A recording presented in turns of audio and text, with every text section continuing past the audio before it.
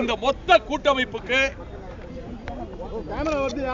வைகோ ஒருங்கிணைப்பாளராக இருப்பார் என்று கேப்டன் விஜயகாந்த் அறிவித்து விட்டார். இந்த அணியை கேப்டன் விஜயகாந்த் அணி என்று அழைப்போம். மலரப்போகிற ஆட்சி கூட்டணி ஆட்சியாகத்தான் அமையும் என்று அதையும் கேப்டன் விஜயகாந்த் தெளிவுபடுத்தி விட்டார். மற்ற அடுத்த தொகுதிகள் எந்தெந்த தொகுதி என்பதெல்லாம் நாங்கள் அமைத்திருக்கிற குழுவும் அவர்கள் அமைத்திருக்கிற குழுவும் உட்கார்ந்து பேசுவார். முதல்வர் வேட்பாளர் கேப்டன் விஜயகாந்த்.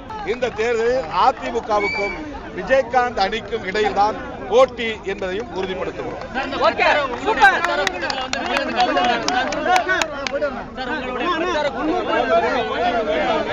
இன்னும் 2 வாரங்களில் சேர்ந்து பிரச்சாரம் செய்வது தொடர்பான செயல் திட்டத்தை வரையறுக்க இருக்கிறோம்.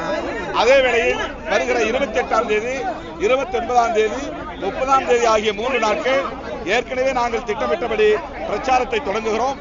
அந்த பிரச்சாரத்தில் தேமுதிக சார்பில் சந்திரகுமார் அவர்களும் சுதீஷ் அவர்களும் கலந்து கொள்கிறார்கள்.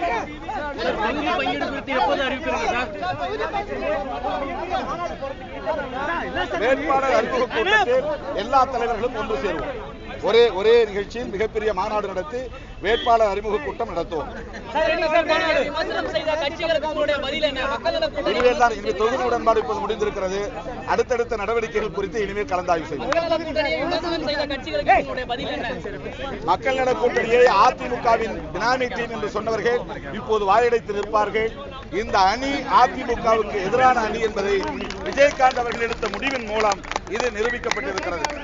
ஆகவே விஜயகாந்த் அவர்களையும் கண்டபடி விமர்சனம் செய்தவர்கள், மக்கள் நல கூட்டணியை அதற்கு எதிராக அவதூறு பரப்பியவர்கள் இப்போது வாயடைத்து போவார்கள்.